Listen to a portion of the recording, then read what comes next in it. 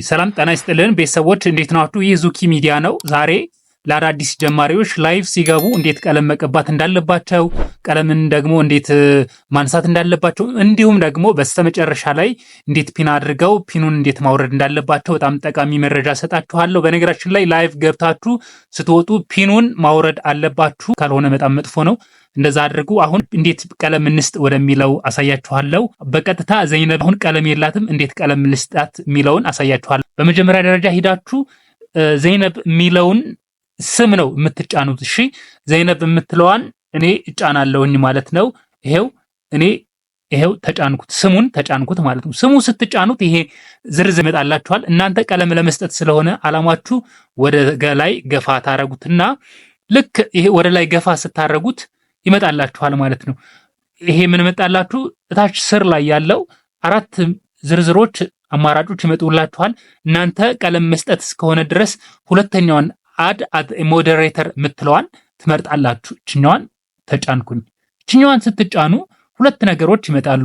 አድ አዝ ሞዴሬተር ብሎ ማኔጂንግ ሞዴሬተር እና ስታንዳርድ ሞዴሬተር የሚላለ እኛ መምረጥ የምንፈልገው ሁለተኛዋን ነው። ስታንዳርድ ሞዴሬተር ቀለም መስጠት ስለሆነ ይሄው ሁለተኛዋን ተጫንኩኝ።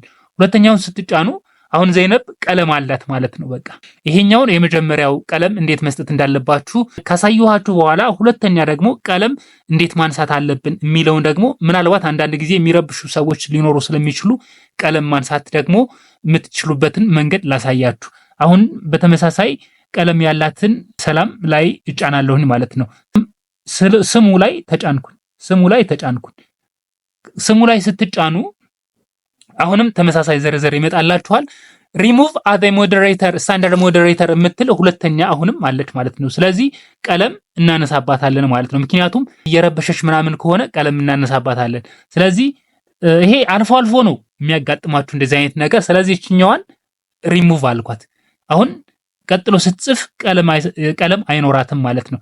ይህንን ካሳየኋችሁ ወደ ሁለተኛው የቪዲዮአችን ሐሳብ እናልፋለን። እሱ ምንድነው? ፒን እንዴት እናድርግ ነው። ወይም ደግሞ ሰው እንዲደማመር ወይም ደግሞ ቪዲዮ እንዲታይለት እንዴት ፒን እናድርግ። አሁንም ሰላም የሚለው ላይ ተጫንኩኝ ማለት ነው። ስሟ ላይ ተጭኛለሁ። ስሙ ላይ ስትጫኑ የመጀመሪያ ላይ ነው የሚመጣላችሁ። ቅድም ሰው ስለ ፒን ሆኖ ስለነበረ ሪፕሌስ ይላል። ግን ዞሮ ዞሮ ፒን ካላደረጋችሁ ደግሞ ፒን ብሎ ይመጣላችኋል እና የመጀመሪያዋ ነች። ዞሮ እችኛዋን ተጫንኩኝ ማለት ነው። እችኛዋን ስጫን ፒን አደረገ ማለት ነው። ይሄው ፒን ሆነች ማለት ነው። ታች ይታያችኋል ብዬ አስባለሁ። ትንሽ እንትኑ ራቅ ስላደረገው ነው እንጂ ታች ይታያል። ፒን የሆነውን ደግሞ ሰው እንዴት እናውርደው? መጨረሻ ላይ ላይቭ ገብታችሁ ፒኑን ትታችሁ መውጣት የለባችሁም። ይሄ በጣም ጎጂ ነው። ስለዚህ 3 ነጠብጣቦች አሉ፣ ይታያችኋል። 3 ነጠብጣብ አሉ ማለት ነው። እዚህ ጋር ይሄ 3 ነጠብጣብ ብዙም እየታየ አይደለም፣ ግን እዚህ ጋር 3 ነጠብጣቦች አሉ። የላይቭ ፒን የሆነው ሰው አጠገብ ላይ 3 ነጠብጣቦች አሉ። እዚህ ጋር 3 ነጠብጣቡ ትጫናላችሁ። ነጠብጣቡን ከተጫናችሁ በኋላ እዚህ ጋር አን ፒን የሚል አለ። እሱን ሳይሆን ወደታች ወረድ ስታደርጉት ይሄው ሪሙቭ የምትላለች፣ 3ኛ ሪሙቭ የምትላለች። ስለዚህ ፒኑን ሪሙቭ አደረግኩት ማለት ነው። በቃ አሁን ጨረስን።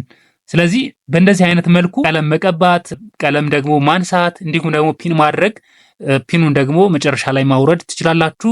አብራችሁን ስለነበራችሁ እናመሰግናለን። ላይክ ሼር በማድረግ በቀጣይነት ደግሞ እንድንሰራላችሁ የምትፈልጉትን በኮሜንታችሁ አሳውቁን። አብራችሁን ስለነበራችሁ አመሰግናለሁ።